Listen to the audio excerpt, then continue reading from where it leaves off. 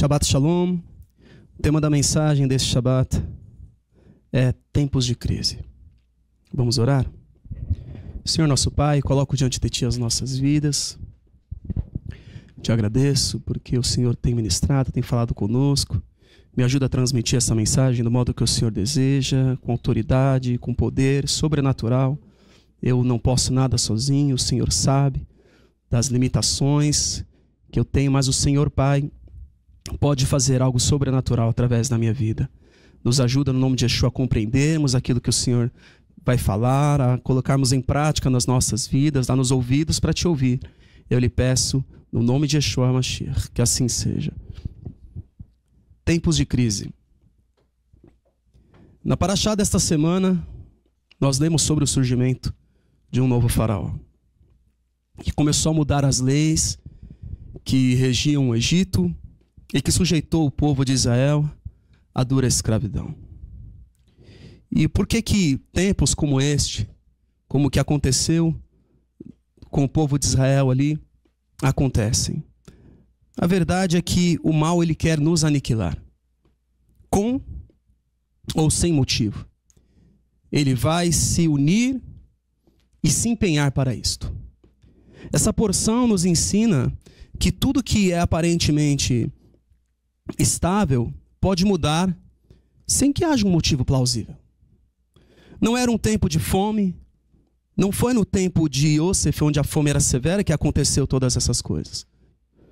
Não era um tempo de necessidade no Egito. Na realidade, aquela nação era um dos maiores e mais poderosos impérios da época. Então, muitas vezes não é um evento terreno que desencadeia uma crise, ou como no caso do povo do Senhor, uma perseguição, mas sim uma reação do mal contra nós. Nós sabemos que somos do Eterno e que o mundo todo está sob o poder do maligno. Está escrito em 1 Yohanan, capítulo 5, versículo 19. No tempo dos israelitas, a justificativa que o faraó deu foi a seguinte. Vamos ler? Shemot, capítulo 1, versículo 9. Êxodo, capítulo 1, versículo 9. Disse ele a seu povo: vejam, o povo israelita agora é numeroso e mais forte que nós. Temos de agir com astúcia para que não se tornem ainda mais numerosos. E no caso de guerra, aliem-se aos nossos inimigos. Lutem contra nós e fujam do país. Então a justificativa que ele deu, nenhuma era verdadeira no sentido que já estivesse acontecendo. Ele colocou algumas suposições para o povo que não eram verdade e convenceu eles daquelas suposições que nem sequer tinham acontecido. Então os egípcios devem ter entendido que, olha, eles vão se aliar, é verdade. Eles vão se aliar aos nossos inimigos. Então eles são inimigos da nação por conta de suposições, de coisas que não eram reais. Olha, então, esse povo é inimigo da nossa nação. E os judeus, os hebreus estavam lá vivendo a vida deles, tranquilos. Eles deviam pensar, olha, a nossa família está em perigo. Olha, os nossos pertences, a nossa comida, a nossa água. Tudo por conta das suposições que, na verdade, tinham origem no maligno, querendo destruir o povo. Então, situações de crise muitas vezes não têm um motivo plausível, não tem algo que aconteceu. É o mal se levantando para nos destruir e parar o que o Senhor tem nas nossas vidas. Quando as lideranças das nações estão de acordo com os deuses desta terra, eles farão o que eles querem e conduzirão consigo o maior número de pessoas.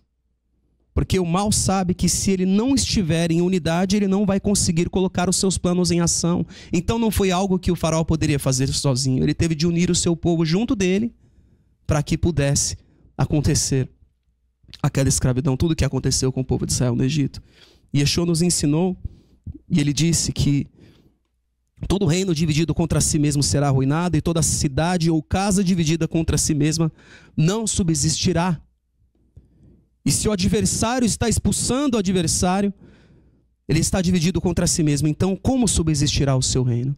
Então, isso está em Matitiahu, capítulo 12, versículo 25 e versículo 26. Quando acusaram Yeshua, olha, você está expulsando demônios pelo poder dos demônios.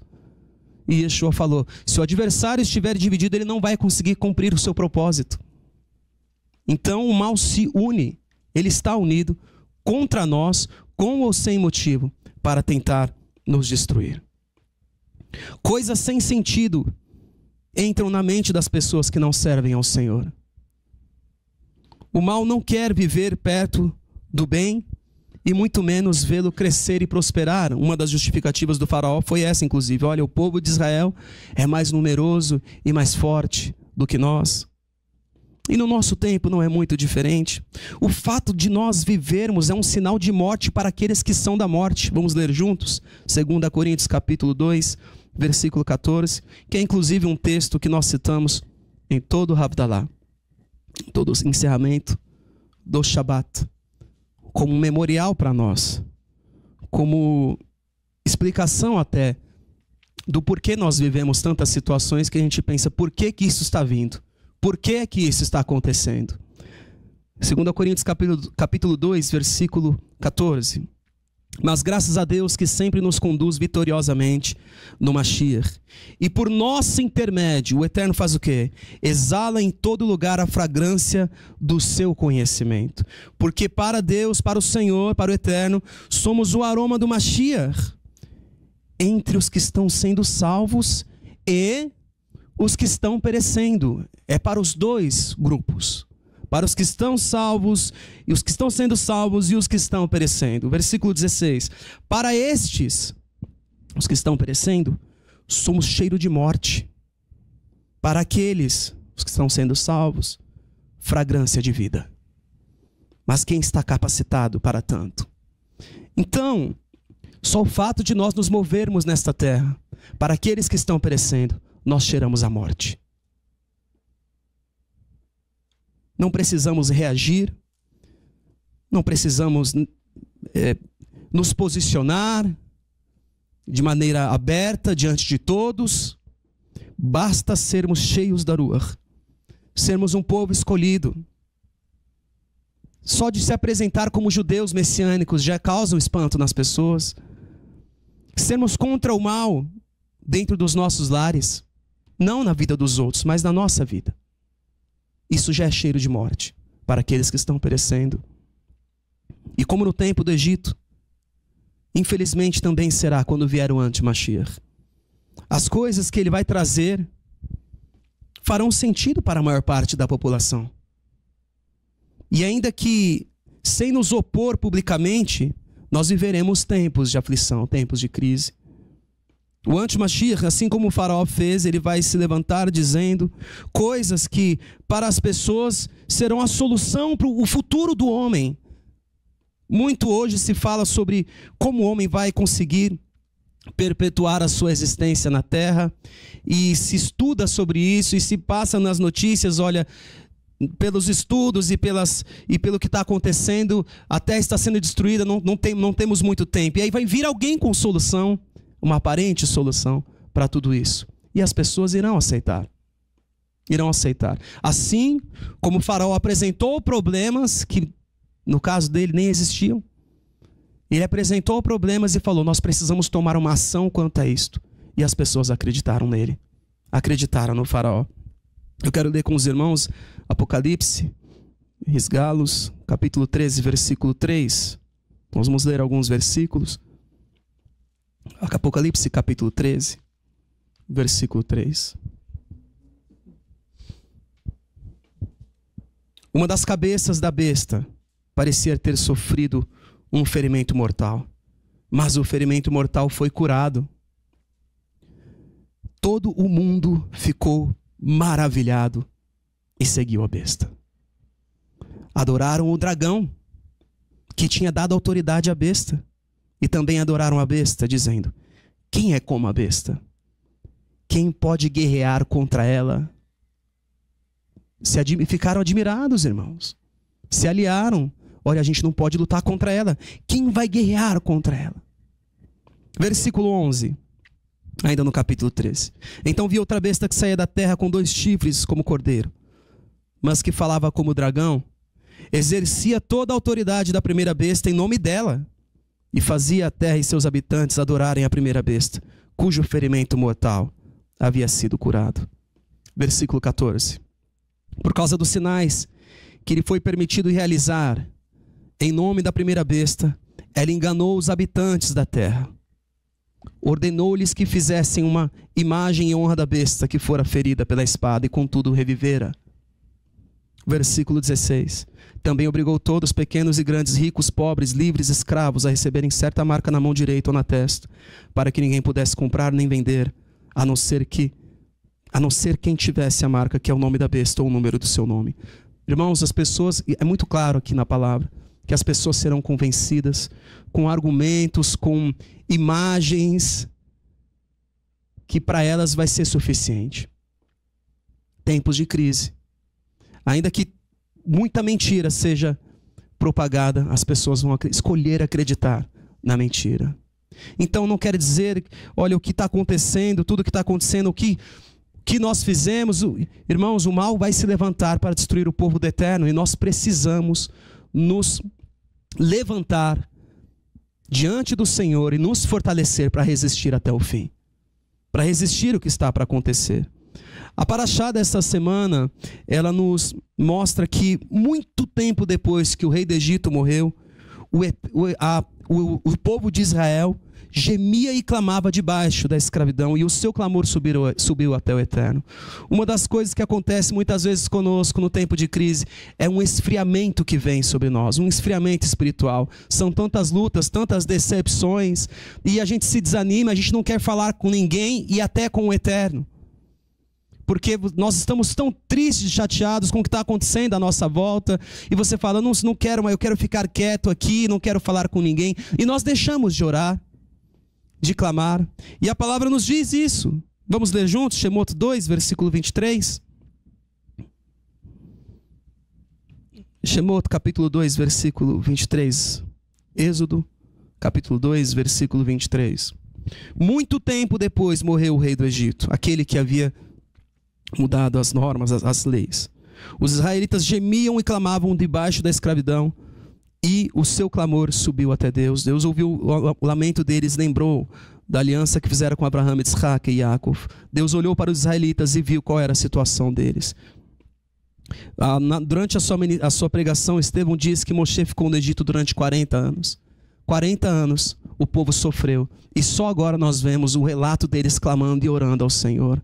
Nós não podemos deixar que o mal nos atinja, vá se aproximando de nós e não fazermos nada, não clamarmos ao Senhor. Não podemos deixar que a frieza espiritual nos atinja nesses momentos. Se você está passando por um momento de crise, um momento de aflição, este é o tempo de orar.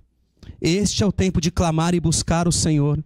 Muitas vezes nós pensamos que vamos conseguir sobreviver, vamos conseguir arrumar soluções para nós mesmos, e nós não apresentamos a nossa vida diante do Senhor, e às vezes a primeira oportunidade, a primeira solução aparente que aparece para nós nos agarramos, e aquela aparente solução pode ser a nossa morte, se nós não apresentarmos ao Senhor o que está acontecendo com a nossa vida. Principalmente em tempos de aflição nós podemos errar, porque no tempo da crise é o tempo que nós mais somos tentados a errar, a tomar as atitudes com desespero. Com desespero. Nós estamos tão carentes de uma solução que a primeira que apresentarem nós vamos olhar para ela e dizer, é essa daqui. Essa é a solução para mim. Quando nós estamos com uma necessidade, a primeira ajuda que nos oferece, nós dizemos, essa é a ajuda que eu preciso. Tempos de aflição demandam de nós muito mais oração do que o normal. Nós precisamos nos colocar diante do Senhor. Quando uma empresa vive uma crise, quando nós passamos por situações assim, o que nós fazemos? Nós nos reunimos mais. Olha, está acontecendo isso, vamos entender o problema, vamos entender a situação. E nós nos conversamos mais, tentamos entender a situação. E nós temos de fazer isso com o eterno. Senhor, está acontecendo isso. Aí você sai dali do seu tempo de oração, acontece outra coisa, você tem que voltar lá de novo. Senhor, está acontecendo isso agora. Tempos de aflição. É o tempo de nós nos aquietarmos, mas não de orar. Não no sentido, eu vou ficar quietinho e não vou orar mais. É o tempo de você se aquietar para todas as situações à sua volta e clamar diante do eterno. que dele vem as nossas soluções. Este é o tempo. Agora, se nós nos agitarmos, nós não vamos conseguir ouvi-lo, nem sequer orar, porque nós estaremos tão ocupados com as soluções que nós estamos tanto buscando à nossa volta e que está no Senhor. Muitas vezes, irmãos, o mal, ele não vai nos atingir com toda a sua força, justamente para não provocar em nós uma reação de orar. Ele vai, pouco a pouco, nos espreitando, nos cercando, e vai tomando, vai ganhando terreno, vai ganhando espaço na nossa vida, até que ele deu bote. E é por isso que Kefa escreveu que o adversário, ele anda ao nosso redor como um leão. Ele vai se aproximando, agachado, procurando um lugar onde ele não possa ser visto. E aí ele vai, e o leão ele caça em grupo. Ele caça em grupo, é o único felino que faz isso. E ele vai se aproximando, vai cercando, vai procurando os mais doentes do grupo, os que estão mais lentos, os que estão ficando para trás, que não acompanham. E aí ele vai cercando até que chega o momento exato dele dar o bote, porque ele sabe que se ele atacar de uma vez lá de longe, ele vai perder a sua presa. E isso aconteceu também no tempo onde o povo judeu estava ali no Egito, como aconteceu também na Alemanha durante o nazismo. Lei após lei, decreto após decreto. E o povo foi ficando, e o povo dizia, não vai acontecer nada. Não, imagina, isso vai mudar. A guerra vai acabar. Quando a guerra já tinha iniciado, eles diziam, não, mas a guerra vai acabar. Os aliados estão chegando. Não, a gente precisa sair daqui agora. Não, a guerra vai acabar, imagina. Não, você está ficando neurótico. Não, isso não vai acontecer isso. Como um leão. Sejam sóbrios e vigiem. O adversário, o inimigo de vocês, anda ao redor como um leão, rugindo, procurando a quem possa devorar. O mal, se ele atinge a gente de uma vez, a gente sai correndo e vai orar. Senhor, está acontecendo algo. Agora, se vem pouco a pouco, de repente você fala, como eu vim parar aqui? Foi assim no Egito. Primeiro estabeleceram chefes de trabalhos forçados com tarefas pesadas. E aí o que aconteceu? O povo aumentou. O povo aumentou com aquilo. Então eles foram lá e tomaram uma segunda medida. Sujeitaram o povo à cruel escravidão, tornaram a vida deles amarga, imporam a árdua tarefa de preparar o barro, fazer tijolos e executar todo tipo de trabalho agrícola. Depois, em um terceiro movimento, ordenaram às parteiras dos hebreus que matassem os meninos recém-nascidos. Depois teve um quarto movimento. Ordenaram que todo o povo lançassem no Nilo todos os meninos recém-nascidos. O faraó não teve na primeira medida isso. Vamos fazer o seguinte, vamos matar todos os recém-nascidos. Ele foi passo a passo, tornando a vida do nosso povo cada vez mais amarga, até o ponto de matar os primogênitos. Se algo começou a dar sinais, é tempo de parar e orar. Senhor, está acontecendo alguma coisa. Não espere o adversário se aproximar mais. Senhor, está acontecendo alguma coisa. Eu preciso me mover agora sobrenaturalmente para que o físico seja mudado à minha volta. O que o Senhor tem para que eu faça? Agora, se nós não orarmos, como nós conseguiremos a solução para as nossas vidas? Oração. Tempo de crise demanda de nós oração. Segunda atitude que nós precisaremos em tempos de crise. Unidade. Tempos de crise tendem a dividir o povo do Eterno. Quando nós estamos passando por aflições, nós queremos procurar motivos. Por que eu estou passando por isso? E Yeshua nos ensinou que quando se trata de achar problemas, defeitos, causas, nós somos mais hábeis para encontrar nos outros. Então, quando nós estamos procurando um motivo para as nossas aflições, nós vamos olhar o quê? Para dentro de nós primeiro? Geralmente não é assim. Geralmente nós olhamos à nossa volta o que ou quem está atrapalhando a minha vida, está atrapalhando a minha jornada. Eu não fiz isso. Então Yeshua nos ensinou. Ele disse: como você pode dizer a seu irmão, deixe-me tirar o cisco do seu olho, quando há uma viga no seu? Ele está colocando, vocês têm a habilidade de olhar para os outros, ainda que o seu problema seja muito maior do que o deles. Então, como foi até no caso de Davi, que condenou o homem da parábola, que Natan contou para ele, sendo que ele era o homem. Então ele olhou, Natan contou toda aquela parábola, Davi sabia do seu erro, do que ele tinha feito, mas Natan contou toda aquela parábola, e aí Davi olhou para aquela parábola e falou assim: esse homem tem que pagar, tem que fazer, tem que restituir. E Natan teve que no final falar: você é esse homem, você não está entendendo? Porque nós tendemos a olhar à nossa volta em busca dos problemas que tanto nos atrapalham. E a paraxá dessa semana relata isso também. Em Shemot, capítulo 2 ainda. Capítulo 2, versículo 13. O povo de Israel, irmãos, na escravidão estava se dividindo e tendo problemas. Shemot, Êxodo capítulo 2, versículo 3. No dia seguinte saiu e viu 2 hebreus brigando. A vida já não dava para ficar pior? Dava. Imagina alguém perguntando isso: Senhor, dá para piorar? Aí as pessoas começam a brigar entre elas mesmas. Dá para piorar. Unidade. No dia seguinte, Moshe saiu e viu 2 hebreus brigando. Então perguntou ao agressor: por que você está espancando o seu companheiro? Tipo assim, se fosse um egípcio, mas é um hebreu. Por que você está fazendo isso? O seu companheiro. Versículo 14. O homem respondeu: quem o nomeou líder e juiz sobre nós? Quer me matar como matou o egípcio?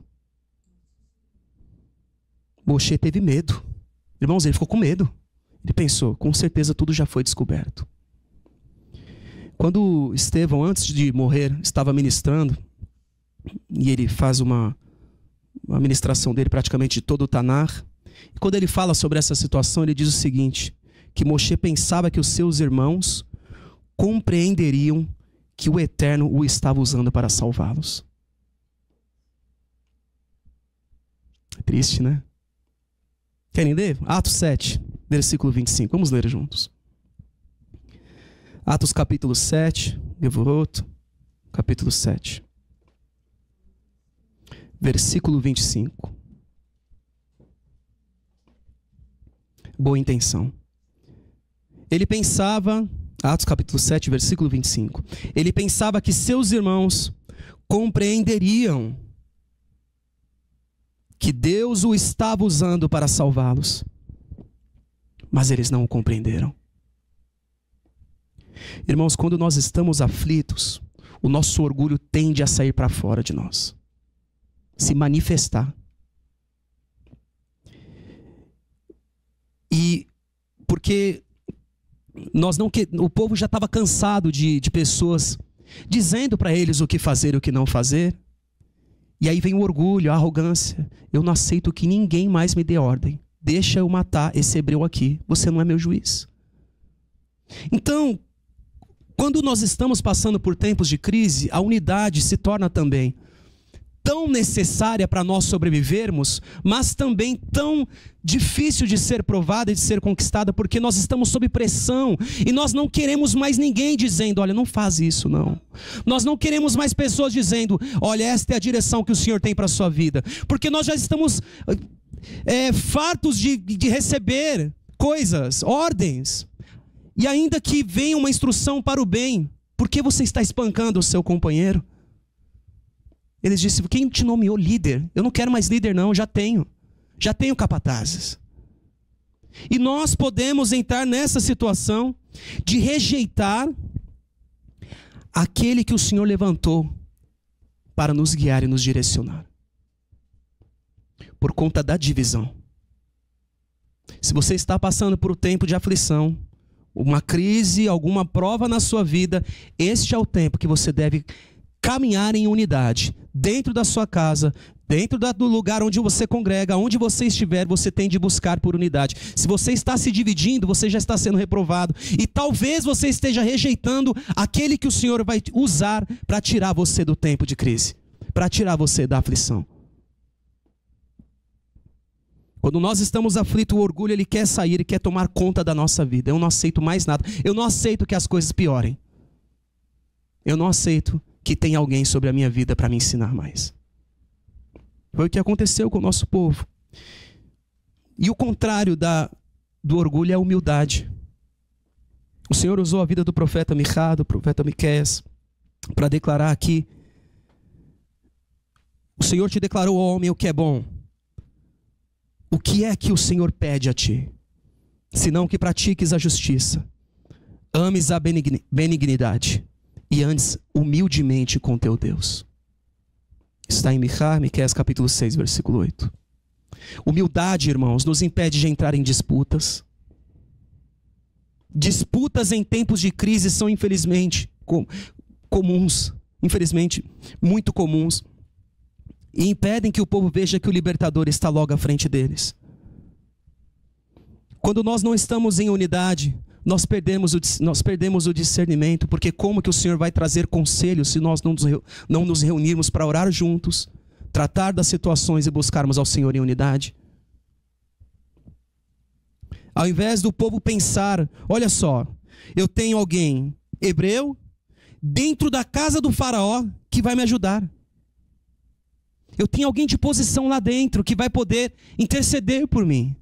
Eles pensaram o quê? Quem te fez líder e juiz sobre nós? E qual foi o motivo que Moshe deu? 2. Ele matou um egípcio e quis separar uma briga entre 2 hebreus. Unidade em tempos de crise. E aí, nós temos de meditar nisso, porque quando o anti-Mashiach vier, como vai ser a nossa unidade? Ele ainda não foi manifesto, pelo menos publicamente. Como está a nossa unidade então hoje? E como ela estará amanhã? Diante do que está profetizado que vai acontecer. Não podemos deixar nosso orgulho nos controlar mais. Em tempos de aflição, principalmente. Em todo o tempo, mas principalmente durante a aflição. Um outro ponto. Em tempos de aflição, nós precisamos de discernimento. Porque nesses momentos é onde nós mais podemos entrar em confusão. Boa parte do povo de Israel não aceitou que Moshe era um enviado do Senhor, nem quando ele estava no Egito, nem quando ele voltou para o Egito, voltou de Midian, nem quando eles estavam no deserto. Muitas vezes a salvação está próxima de nós, mas nós não deixamos que o Senhor opere nas nossas vidas do modo que Ele deseja. O Senhor, Ele tem um modo de agir, porque Ele não se aflige. O Eterno não muda diante das situações, Ele não se intimida. E isso, o fato de nós estarmos muitas vezes abalados e confusos com o que está acontecendo, não vai mudar o Eterno. E nós precisaremos, durante estes momentos, buscar discernimento da parte do Senhor, para que nós não venhamos nos confundir diante das situações que nos cercam. Como nós lemos hoje na leitura aqui da Torá, em Matitiah, os irmãos podem abrir, vamos ler juntos um texto. Versículo 29. Matitiah, capítulo 22. Mateus 22, versículo 29. Eu quero ler novamente com os irmãos o que Yeshua disse para os saduceus, para os Tzedukim. E Yeshua respondeu: vocês estão enganados porque não conhecem as Escrituras, ou o Tanar, e o poder de Deus. Quando nós não temos discernimento do modo que o Eterno opera, do sobrenatural dele, nós nos enganamos. Nós precisamos buscar o Senhor, ler na palavra dele, buscar pelo seu poder para entender o que ele deseja fazer. Porque nós tendemos a racionalizar todas as coisas. Nós tendemos a buscar soluções do modo que seja o mais natural possível. E o Eterno tem uma forma de trabalhar que é sobrenatural, que não está de acordo tantas vezes com a nossa forma, com as nossas soluções. É interessante que Yeshua nos diz que no fim dos tempos, durante a grande tribulação, uma das coisas que ele mais pontuou foi: cuidado que vão vir pessoas no meu nome dizendo eu sou o Mashiach. Porque o discernimento é abalado quando as pessoas estão em momentos de pressão, em tempos de crise. Olha, quem sabe é esse daí mesmo? Olha, você viu como é que ele veio? Ele veio voando também. Quem sabe não é este daí? Então Yeshua ele fala: cuidado que ninguém os engane, porque muitos virão em meu nome dizendo eu sou o Mashiach e enganarão a muitos. Ele diz aqui: virão em meu nome. Virão em meu nome dizendo eu sou o Mashiach. Então ele está colocando que muitos vão vir em outro nome, mas muitos vão vir em meu nome dizendo eu sou o Mashiach. Isso está em Matitial capítulo 24, versículo 4 e versículo 5. Yeshua respondeu: cuidado que ninguém os engane, porque muitos virão em meu nome dizendo eu sou o Mashiach e enganarão a muitos. No versículo 23, se então alguém lhes disser vejam aqui está o Mashiach, ou ali está ele, não acreditem, pois aparecerão falsos Mashiach, falsos profetas, que realizarão grandes sinais e maravilhas, para, se possível, enganar até os eleitos. Vejam que eu os avisei antecipadamente. Talvez para nós, hoje a gente pense, isso aqui é impossível de acontecer. Imagina, como que eu vou acreditar que Yeshua que é outro Yeshua? Irmãos, em tempos de pressão, muitas vezes nós não estamos discernindo mais bem o certo do errado, o mal do bem. Nós estamos tão desejosos que toda aquela situação pare, que todo o processo acabe. Muitas vezes o tempo da crise não é algo que está vindo do mal contra nós, mas um processo que o Senhor está trabalhando na nossa vida para o nosso crescimento. Nem tudo é uma ação exclusiva do maligno. Mas o Eterno, até coisas ruins que acontecem conosco, o Eterno vai lá e mantém a gente lá mais um pouco no deserto para provar o nosso coração e forjá-lo no fogo. Nos forjar no fogo. Então, tantas vezes, você está pedindo: Senhor, o mal está acabando comigo, me tira dessa. E é o próprio Eterno que está te mantendo lá. Você vai ficar mais um pouco aí para você aprender. Eu tenho algo para tratar com você. Não que o Senhor não tenha tentado antes, mas é que às vezes a gente só escuta vivendo aquilo. Tantas vezes é assim. E a gente não quer passar por processos. Mas o Eterno, ele trabalha assim, ele trabalha com processos. Ele nos chama de massa. Não é? Ele nos chama de massa. E o que a massa tem de fazer para ficar pronta? Ela precisa passar por um processo. Ele nos chama de massa. E aí tem que apertar. E o Senhor trabalha assim conosco. E houve um processo na vida de todos os homens que nós admiramos na palavra. Os 25 anos de Abraão, esperando, aguardando, vivendo tantas situações. Processos, todos nós vivemos. Todos nós vivemos. E em tempos assim, nós queremos que isso pare. Nós queremos que pare. Nós queremos que sair logo da aflição, ou nós queremos concluir logo esse processo e chegar no finalmente. Pronto, agora eu cheguei aonde o Senhor tem para mim. Então, se você está em um processo, o Senhor está contigo, agradeça. O Senhor está contigo. Mas se você está realmente passando um tempo de crise, aflição, ataque espiritual, cuidado. Cuidado com quem você recebe, com quem você ouve. Porque quando nós estamos passando por um momento assim que você fala, eu só quero voltar para o meu estado anterior de tranquilidade. Cuidado com isso. Yeshua, irmãos, parece, assim, quando eu leio isso, eu fico pensando, como que eu poderia olhar para alguém e falar assim, esse aqui é Yeshua? E Yeshua, ele conclui dizendo, veja que eu os avisei antecipadamente. Eu estou avisando vocês antes. Muitos virão no meu nome. Muitos vão dizer, olha, ali está o Mashiach. E ele disse, não vá. Porque na grande tribulação, na crise, na aflição, o que nós mais queremos ouvir é: Yeshua voltou, ele está ali. O que nós mais queremos é que seja interrompido. Eu lembro quando eu fiquei doente, eu fiquei 15 dias desesperado, querendo que o meu processo fosse interrompido. Fiquei dentro do hospital desesperado. Senhor, eu não quero que as coisas se repitam. E eu não tinha uma palavra sobre aquilo. Na verdade, eu não tinha uma palavra nem se eu ia sobreviver naquele momento. Mas eu não estava com tanto medo da morte, mas do processo que envolvia o meu tratamento. Porque eu não queria sofrer.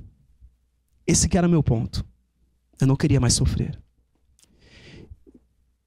E todos os dias eu ia até a enfermagem para perguntar se eu ia ter que passar sonda. Porque eu não queria mais passar aquilo. Doente.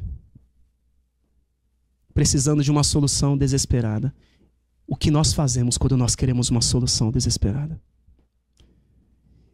E Baruch Hashem, que um dia após o outro, eu não precisei. Eu passei os 15 dias sem sofrer. Pelo menos com aquilo. Eu estava em recuperação, eu estava no momento pós-cirúrgico, mas eu não sofri com aquilo que tanto me trazia ansiedade. Eu tinha frio na barriga todos os dias. Quando chegava o momento da visita dos médicos, e acontecia ali umas 2, 3 vezes por dia, me dava frio na barriga do que eles iam dizer. Então Yeshua, ele deixa claro para nós: não se enganem nesses tempos. Tenham discernimento, porque talvez chegue alguém falando: eu sou a solução para a sua vida.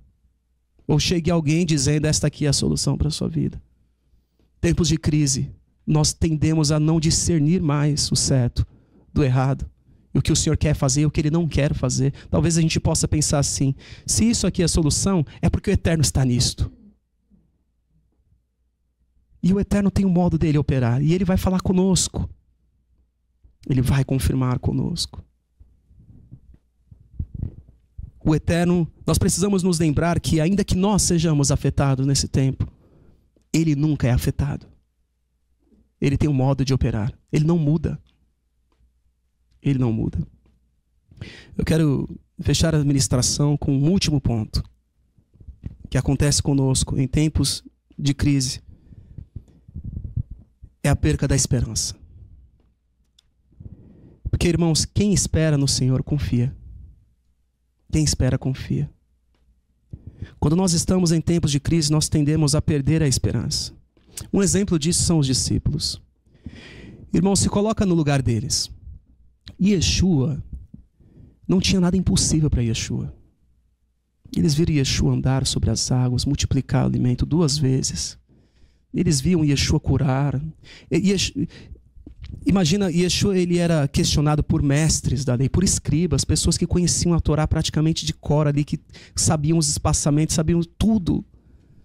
Ele era questionado por fariseus, por saduceus, pessoas que eram renomadas. Pessoas que eram temidas pelo povo, respeitadas.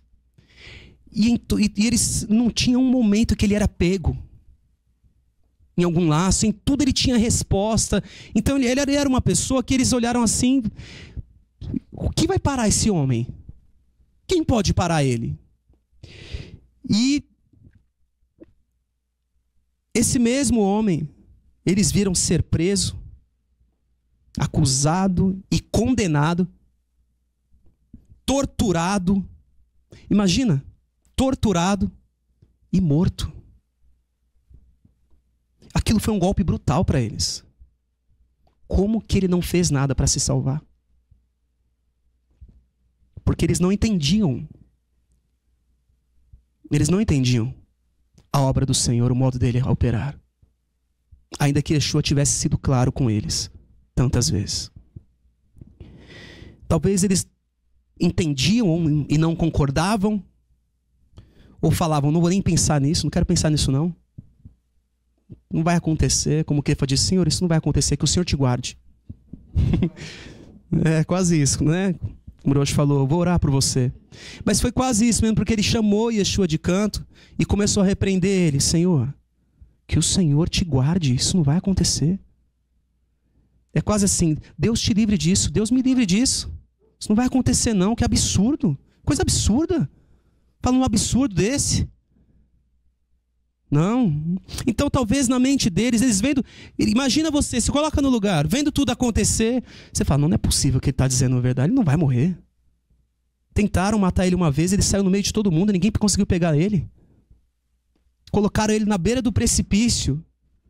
Ele saiu no meio de todo mundo. Como que vão pegar esse homem? Não vai. Ninguém vai pegar ele, vai ficar aqui com a gente. Até o fim. E quando eles viram, imagine, se coloca no lugar, ele sendo preso, talvez eles ficavam tendo de esperança em esperança, até que a esperança acabou, quando Yeshua morreu. Então ele foi preso e eles esperavam o quê? Não, ele vai ser solto. Imagina, ele vai ser solto. E aí quando ele foi condenado, não. Vai vir um exército, ele disse uma vez isso, que se ele quisesse um exército de anjos, de Malachim viria, e o ajudaria. E aí depois eles viram ele ser torturado. E aí começam as perguntas, por que ele está passando por isso? Será que ele vai sair dessa? E a multidão, quando ele estava, e aí eles viram ele ser madeirado, e a multidão dizia o quê? Salvou a tantos, salva-te a ti mesmo. Imagina eles ouvindo isso. Imagina o que foi aquele tempo para aqueles 12, e para tantos outros, para aquelas mulheres. Como um homem que fez tantos milagres pode estar passando por coisas assim? Como ele vai se sujeitar a isso? Olha, Senhor, estão te humilhando. Estão te humilhando, Senhor. Estão falando essas coisas. O Senhor não vai fazer nada. Imagina para Quefa, que já tinha negado ele 3 vezes, vendo ele ser morto. O que devia estar no coração daqueles homens, daquelas mulheres? Tempos de crise. E nós podemos perder a nossa esperança nesses tempos. Momentos assim, a gente vai indo de esperança em esperança. Mais ou menos o que aconteceu com a Alemanha nazista. Não, vai acontecer. Essa guerra vai acabar. Passava 1 ano, 2 anos. Até que eles estavam nos campos de concentração. E quando Yeshua morreu, foi sepultado. Talvez já sem esperança de nada, o que eles fizeram? Shimon estava lá com os discípulos e ele falou, vou pescar. Vou pescar. Vamos voltar. Alguns estavam no caminho, já voltando, saindo de Jerusalém. Porque a esperança deles tinha acabado. E a falta de esperança pode te tirar do lugar que o Senhor tem para você. Pode te fazer querer voltar atrás. Nas decisões, nos passos que você já deu, que o Senhor te instruiu. Negar a direção que Ele já te deu até aqui. Negar o chamado e o propósito que Ele te levantou para ter. Em tempo de crise, se você perder a tua esperança no Senhor, você pode desejar voltar atrás no chamado que Ele te fez. Por isso que eu acho interessante Davi falando, eu cumprirei os meus votos.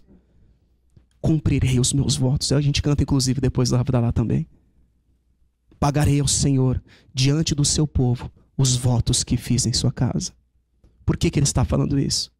Porque Davi passou por muitos momentos de crise. E ele tinha que continuar orando, Senhor, eu vou cumprir meu voto. Eu vou cumprir meu voto. Eu vou cumprir meu chamado.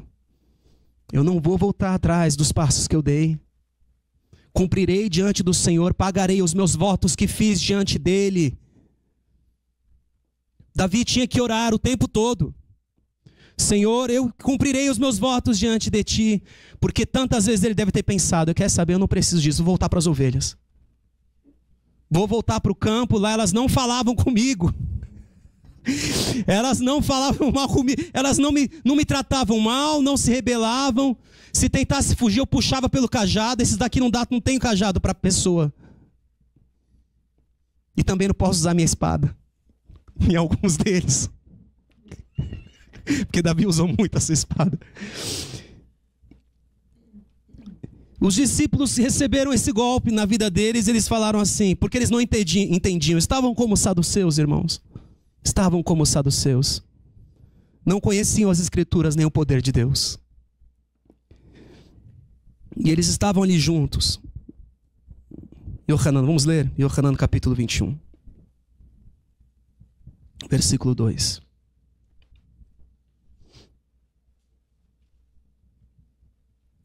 Estavam juntos Timon, Tomá, chamado Dídimo, Natanael, de Caná da Galila, e os filhos de Zabedai. E 2 outros discípulos, 7 pessoas. Vou pescar, disse-lhe Simão Kefa. Lembra daquilo lá? Alguém trouxe uma solução para a gente parar de pensar nisso? Vou pescar. O que os outros disseram? Nós vamos com você. E eles foram, entraram no barco, mas aquela noite não pegaram nada. E ao amanhecer, Yeshua estava na praia, mas os discípulos não o reconheceram. Ele lhes perguntou: filhos, vocês têm algo para comer? Não, responderam eles. Tem certeza que você vai voltar atrás no chamado do Senhor, você vai ficar sem o que comer? Ele disse: lance a rede do outro lado, do lado direito do barco, e vocês encontrarão. E eles a lançaram, e não conseguiram recolher a rede. Tal era a quantidade de peixes. Irmãos, o Eterno tem saída para nós. Não perca a sua esperança. Não perca a sua esperança. Davi, ele orava no Salmo 27. Ele orava o seguinte. Se os irmãos quiserem abrir, Salmo 27, versículo 8.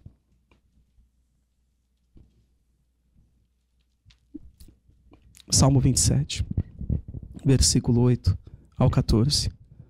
A teu respeito diz meu coração, busca minha face. A tua face, Senhor, eu buscarei. Não escondas de mim a tua face, não rejeites com ira o teu servo. Tu tens sido meu ajudador. Não me desampares, nem me abandones, ó Deus, meu Salvador. Ainda que me abandonem pai e mãe, o Senhor me acolherá. Ensina-me o teu caminho, Senhor. Conduz-me por uma vereda segura por causa dos meus inimigos. Não me entregues ao capricho dos meus adversários, pois testemunhas falsas se levantam contra mim, respirando violência. Apesar disso, esta certeza eu tenho: viverei até ver a bondade do Senhor na terra. Espere no Senhor, seja forte, coragem. Espere no Senhor. Apesar disso, esta certeza eu tenho: eu viverei até ver a bondade do Senhor. Ele não perdeu a esperança dele. Ele não perdeu a esperança dele em todos os tempos de crise que ele viveu. Ungido rei já, fugindo de Shaul. Ele dizia: apesar disso, esta certeza eu tenho. O que o Senhor deseja fazer conosco, mesmo em tempos de aflição, nós precisaremos confiar nele, esperar nele. Não perca a sua esperança. O Senhor não mudou. São tempos diferentes, são tempos difíceis. O Eterno não mudou. Ele continua sendo bom. Ele continua esperando que nós o busquemos para ter dele a instrução do que fazer. Os dias são maus, mas o Senhor é bom. O Senhor é bom. Ele tem nos chamado para nos posicionarmos corretamente diante dele. Em oração, em unidade, com discernimento e esperança. É o que ele tem para nós em tempos de crise. Se nós não orarmos, se nós não nos unirmos, se nós não tivermos discernimento que procede dele, e se nós perdemos a nossa esperança, o adversário venceu. Então, independente dos desafios, maior é a vitória do que o Senhor tem para nós. Ele tem nos guardado. Seja forte, como Davi disse. Tenha coragem.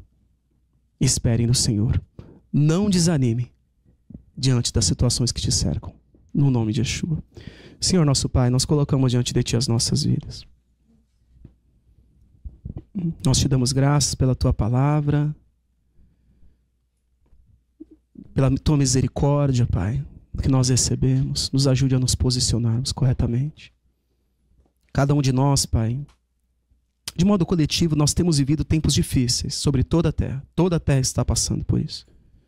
O homem tem procurado soluções para si mesmo, que distanciam da Tua palavra do que o Senhor tem. E também cada um de nós vive as suas aflições, as suas crises, onde tantas vezes o nosso caráter está sendo moldado Nos ajuda no nome de Yeshua, Pai, a buscarmos o Senhor em oração, a termos unidade, não cairmos em confusão, tendo discernimento daquilo que o Senhor está fazendo e do teu modo, o modo do Senhor agir. E tendo esperança que grandes coisas o Senhor vai fazer nas nossas vidas, sobre o teu povo. Ajuda-nos, levanta o teu povo, Senhor, para viverem do modo que o Senhor deseja. É o que eu lhe peço no nome de Yeshua HaMashiach. Que assim seja. No próximo Shabat, dia 25/1 de 2025, teremos uma única paraxá. Paraxá 14, Vairá e Apareci. Nessa paraxá, Hashem afirma para Moshe que redimirá o povo de Israel da escravidão do Egito e o conduzirá à liberdade para a terra que prometeu a Abraham, Yitzhak e Yaakov por herança. Hashem instrui Moshe e Aaron a irem ao encontro do faraó e pedir que libertasse o povo de Israel. E assim segue. Eu convoco a todos a fazerem essa leitura e que Hashem possa falar com cada um de vocês poderosamente. No nome de Yeshua HaMashiach.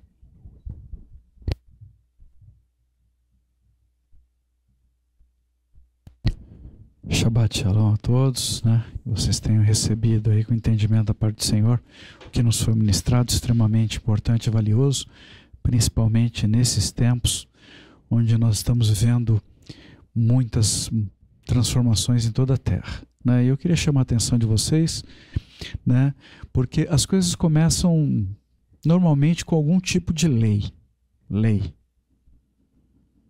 E aí, ainda que sejam revogadas, a gente precisa ter entendimento do que está entrando no lugar. E normalmente leis que sobrepõem outras, né, a existência, outras leis que estavam aí já haviam sido encerradas.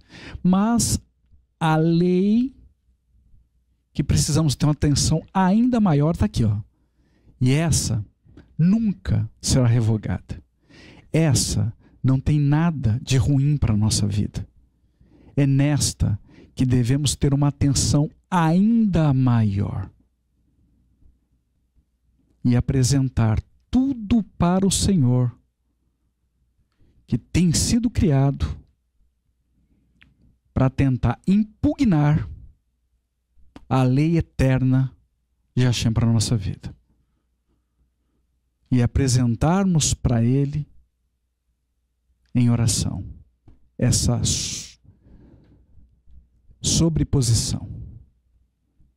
Esse é o nosso papel, com confiança. Muita coisa acontecendo. Se a gente olhar para as leis que estão sendo criadas nessa terra, eu acredito que nós vamos encontrar motivos imensos para mergulhar num poço de depressão. Mas aqui está a solução que nós precisamos.